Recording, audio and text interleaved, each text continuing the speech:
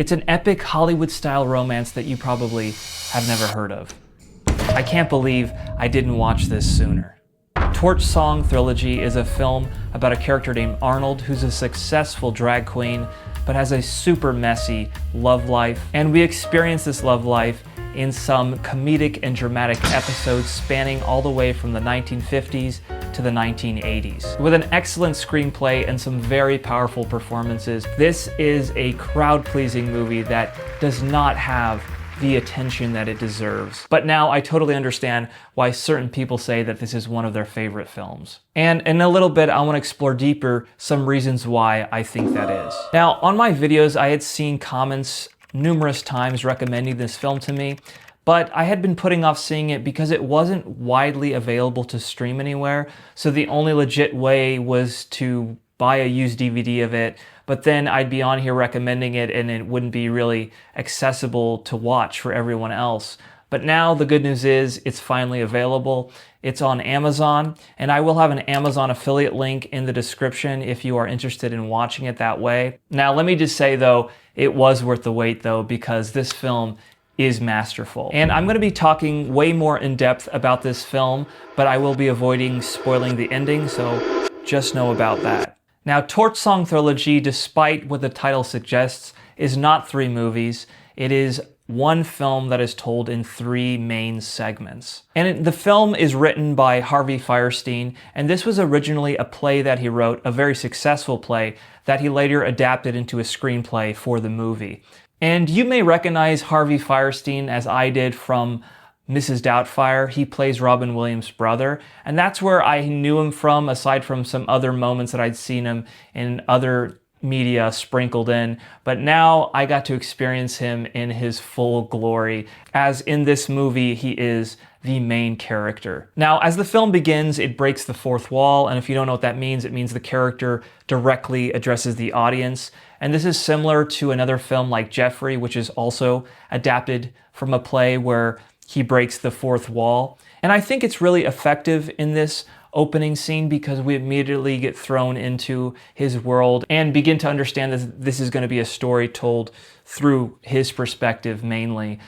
It is a character-driven film, and Arnold is a successful drag performer, and let me just be clear, this is not like a wall-to-wall drag movie. It's just what he does for a living, and there are some sprinkled in drag performances and moments that happen in the film, but it is very much a film about Arnold and his personal love life. So just know that it's not like some kind of musical if that's off-putting to you. And so the film is divided into these 3 major segments, and the first story involves the character of Arnold meeting another man named Ed in a gay bar. And their romance starts out really nice. There's a beautiful kiss that happens. And as this story slowly goes on, we find out the 2 men have some very opposite motivations on how their future should play out. We find out that this character, Ed, is bisexual.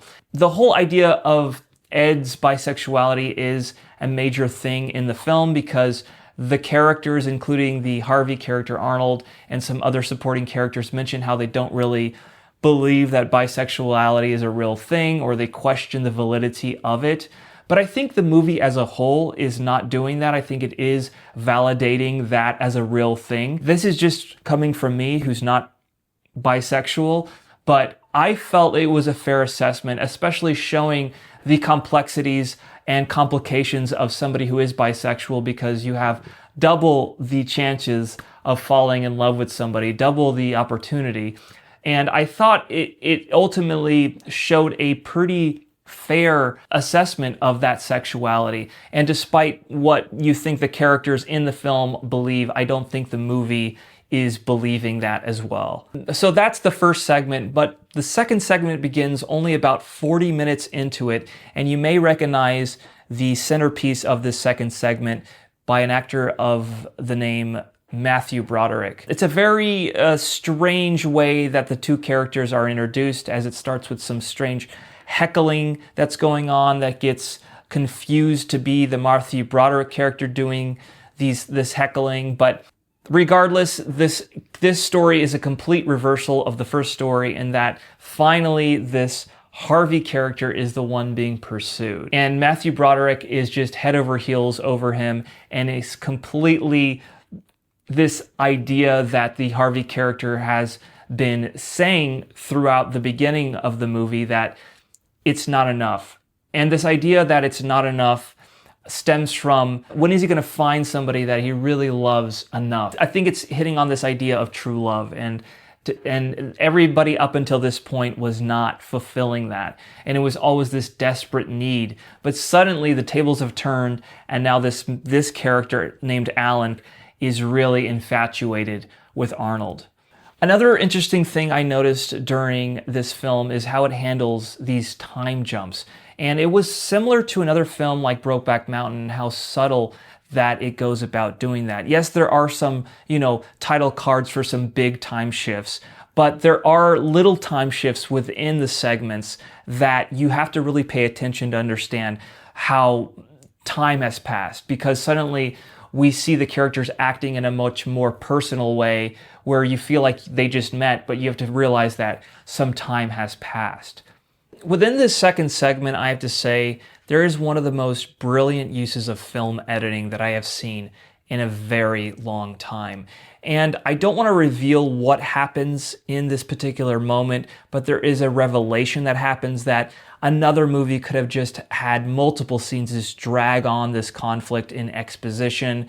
But the use of film editing here, one of the most powerful tools in filmmaking, is masterful. And the way that they artfully condense this information into this very impressionistic compression of time, that it is really memorable. If anything, I'm going to really remember this particular segment, because it just efficiently gets this information out and makes the audience feel what it was trying to feel in such a short amount of time. Just excellent use. I'm not sure if that was written in the script or if it was the editor's idea or the director's idea, but just one of the most powerful uses of film editing that I have seen in a while. Even though the first two segments have to do with some men in Arnold's life, the third segment has to do also with his love life, but it's not romantic love. It has to do with parental love. And this is his mother. It is a character that we get to have some seeds of at the very beginning, but they finally bear fruit in this third segment. And I have to be honest with you, this is my favorite parts of the movie, because they are so potent and raw and real that it actually got me upset. And that is a testament of how good these scenes are. It kind of brought out some personal things in my own life, and it just shows you how great that these scenes are written and how they're performed, especially the mother character. And their fights just go on sometimes. And when you think they're about to die down, they flame back up. It almost feels like a hopeless situation. And the way that the film shows the acceptance of his parents is really interesting, and I think it's the most realistic way to do it. And maybe, in my feeling, a lot of the more common reaction that parents sometimes give, in the sense that it's not so much a complete negative, we hate you for who you are, or a complete opposite of we accept you unconditionally. It's this gray area of in between, where they do accept him for who he is, but at the same time, it's kind of this feeling, well, it'd be better if you weren't that way. It'd be better if you could find the path back to heterosexuality. And so that's where this conflict is kind of living in, and is it really, really good? What I really did love most about this film is the way that it concludes, in that it could easily tie up everything nicely in a bow and make everything feel great, or it could just be completely just devastating and tragic, and it finds a perfect balance in the in-between. And we get to see how something like this could be really bleak, but there is a very hopeful way that it ends everything. It does leave a little bit open to interpretation. We don't necessarily see a conclusion, but we could put together in our head a conclusion to this story. And it does leave a lot of hope. in the ending, and I liked that a lot. And I totally could understand why some of the comments that people have left on my video, people are so impassioned about this movie, because it does have this kind of revelatory, life-affirming aspect to it in the way that big epic films usually do. And it's one of those sad things that happen where you see a movie this good and you wonder why more people just don't talk about it. And the pessimist in me thinks it's because it has to do with gay people. But maybe not. Maybe it's other reasons. And also, I just want to say to anybody who wrote in the comments to recommend this movie and to put it on my radar, thank you so much, because I don't think I would have discovered this movie. It is unfortunately relatively obscure, even though it was a very successful Broadway play. Thank you so much. It's stuff like this that hopefully we can draw more attention to these movies and hopefully get the word out, because they do not deserve to live in obscurity.